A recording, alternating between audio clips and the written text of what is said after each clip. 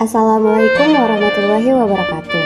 Halo teman-teman, saya Zahra Quratul Ain dari kelompok 1 Praktik Ibadah jurusan Tadris Matematika kelas B. Pada video kali ini saya akan membahas salah satu materi dari praktik ibadah yaitu puasa, di mana hukum dari puasa sendiri terbagi menjadi dua, yaitu puasa wajib dan puasa sunnah. Untuk lebih lanjutnya, mari kita simak pembahasannya. Yang pertama yaitu puasa wajib. Puasa wajib adalah puasa yang apabila dikerjakan akan mendapat pahala dan apabila ditinggalkan maka ia berdosa. Seperti yang kita ketahui, puasa pada bulan Ramadan merupakan salah satu jenis puasa wajib. Ibadah puasa Ramadan merupakan salah satu dari rukun Islam yang wajib dikerjakan oleh umat Islam.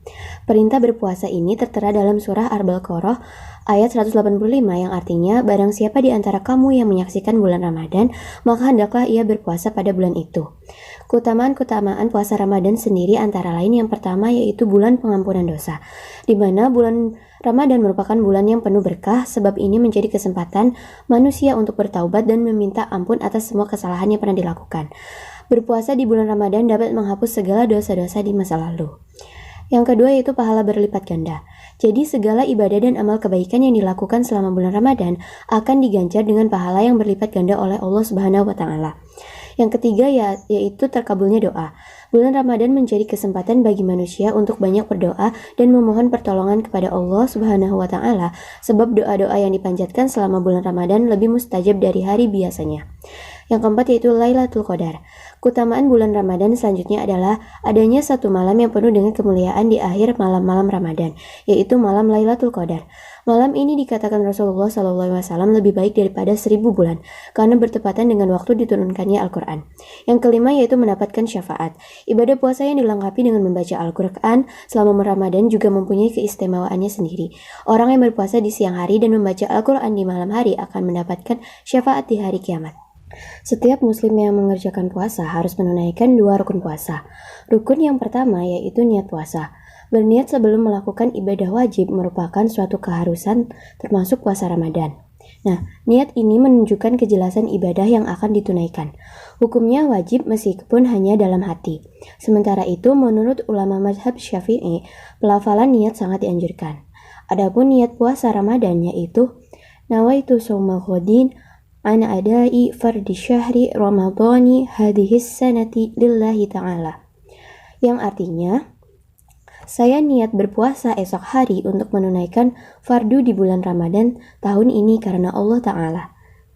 Rukun puasa yang kedua yaitu menahan diri dari hal yang membatalkan puasa sejak terbit fajar hingga terbenamnya matahari. Nah, adapun beberapa hal pokok yang dapat membatalkan puasa antara lain yang pertama yaitu masuknya sesuatu ke dalam lubang tubuh secara sengaja. Yang kedua yaitu memasukkan benda ke dalam salah satu jalan. Nah, maksud dari jalan pada konteks ini adalah kemaluan atau dubur. Kemaluan dan dubur. Jika benda yang masuk ke dalam salah satu lubang itu maka akan membatalkan puasa seperti memasukkan obat ambeien ke dalam dubur. Yang ketiga yaitu muntah secara disengaja. Yang keempat yaitu berhubungan badan secara sengaja. Yang kelima yaitu keluar mani. Yang keenam haid atau menstruasi. Yang ketujuh nifas. Yang kedelapan gila. Dan yang kesembilan murtad. Selain rukun puasa, terdapat juga sunnah-sunnah lain yang dapat dikerjakan untuk melengkapi kemuliaan bulan suci Ramadan, seperti mendirikan sholat tarawih di malam harinya, merutinkan membaca Al-Quran, dan membaca doa ketika akan bersahur. Adapun syarat wajib, yaitu hal-hal yang membuat seseorang wajib hukumnya untuk berpuasa, antara lain yang pertama yaitu beragama Islam, kedua balik, 3 berakal, 4 sehat, 5 mampu melaksanakan puasa, 6 suci dari haid dan nifas. Nah, selain puasa Ramadan, terdapat beberapa jenis puasa wajib di mana hukum wajib mengerjakan puasa-puasa tersebut dikarenakan kondisi tertentu. Nah, puasa-puasa tersebut antara lain yang pertama yaitu puasa qadha. Nah, puasa qadha ini yaitu puasa yang dilakukan untuk mengganti sejumlah hari puasa Ramadan yang ditinggalkan karena beberapa jenis halangan seperti sakit parah, berpergian jauh, atau menstruasi. Nah, puasa qadha ini dilakukan dengan cara berpuasa sesuai dengan jumlah hari puasa yang ditinggalkannya. Apabila puasa yang harus diganti lebih dari 1 hari, maka puasa dapat dilakukan secara berturut-turut atau terpisah. Adapun niatnya yaitu nawaitu shauma qadin an qada'i fardhi syahri ramadhana lillahi ta'ala, yang artinya aku berniat untuk mengqadha puasa bulan Ramadan esok hari karena Allah Subhanahu wa taala. Nah, puasa wajib selanjutnya yaitu adalah puasa kafarat.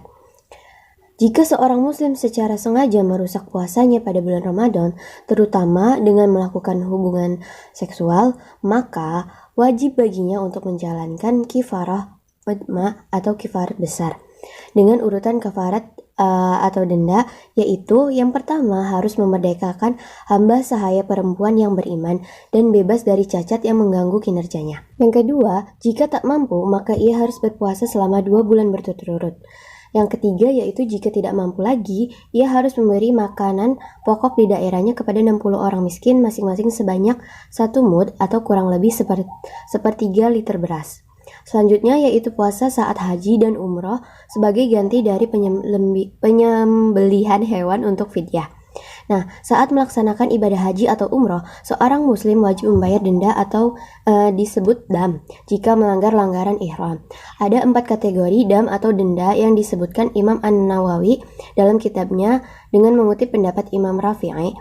Pertama, tartib dan takdir. Nah, denda ini wajib dilakukan jamaah haji yang melakukan haji tamattu, haji qiron, dan beberapa pelanggaran wajib haji, seperti tidak berniat ihram dari miqat makani, tidak mabit di Muzdalifah tanpa alasan syar'i, tidak mabit di Mina tanpa alasan syar'i, tidak melontar jumrah, dan tidak melaksanakan tawaf wada.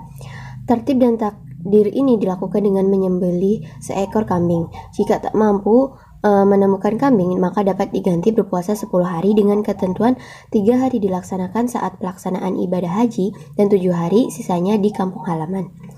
Bila tidak sanggup untuk berpuasa, maka bisa digantikan dengan membayar 1 mud per hari, yaitu 1 mud sama dengan 675 gram atau 0,7 liter seharga makanan pokok. Kedua, tartib dan takdil. Nah, denda ini dibayar bila seorang muhrim melakukan hubungan suami istri sebelum tahallul awal dalam ibadah haji. Nah, serta sebelum seluruh rangkaian umrah selesai dalam ibadah umrah. Adapun dendanya adalah menyembelih seekor unta, sapi, atau lembu. Jika tidak mampu, digantikan dengan menyembelih 7 ekor kambing. Bila masih tidak mampu lagi, denda diganti dengan memberi makan fakir miskin senilai seekor unta atau berpuasa dengan hari sebanyak hitungan mud dari makanan yang dibeli seharga seekor unta. Ketiga yaitu takhir dan ta'dil. Nah, denda ini berlaku untuk muhrim yang berburu atau membunuh binatang buruan ketika berada di tanah haram atau halal setelah ihram. Denda ini pun berlaku bagi muhrim yang mencabut pepohonan di tanah haram Mekah kecuali pepohonan yang sudah kering. Denda yang diberlakukan adalah menyembelih binatang yang sebanding dengan binatang yang diburu, atau memberi makan fakir miskin di Mekah dengan nilai harga binatang yang sebanding, atau berpuasa sejumlah bilangan mud yang senilai dengan binatang sebanding yang diburu. Keempat yaitu takhir dan takdir. Takhir dan takdir merupakan jenis denda untuk pelanggaran ketika beribadah haji atau umrah berupa membuang atau mencabut atau menggunting rambut atau bulu dari anggota tubuh, memakai pakaian yang dilarang dalam ihram, mengecat atau memotong kuku, dan memakai wangi-wangian. Adapun pilihan yang bisa dibayar adalah berupa menyembelih seekor kambing atau bersedekah kepada 6 orang fakir miskin tiap 2 mud, atau berpuasa selama 3 hari. Puasa wajib lainnya yaitu puasa untuk al-istisqa, yaitu sholat minta hujan apabila diperintahkan oleh pemerintah.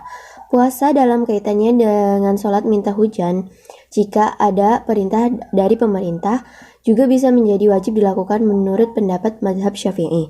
Sholat istisqa dilakukan saat kemarau panjang yang menyebabkan kebakaran hutan, juga keringnya lahan pertanian atau kekeringan panjang yang memicu kelangkaan air.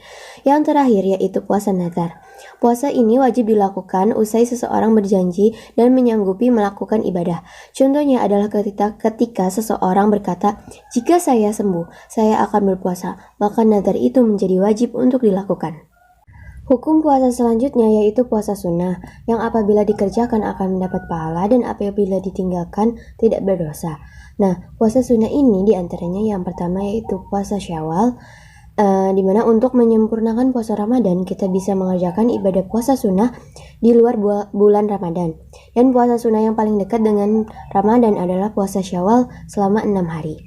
Nah, meski ini adalah puasa sunnah, namun kita sangat dianjurkan untuk mengamalkannya karena keutamaannya yang besar dan juga untuk menunjukkan bahwa puasa seorang muslim tidak sebatas di bulan Ramadan, melainkan terus diamalkan di luar Ramadan melalui puasa-puasa sunnah. Lalu bagaimana cara melakukan puasa 6 hari di bulan Syawal ini?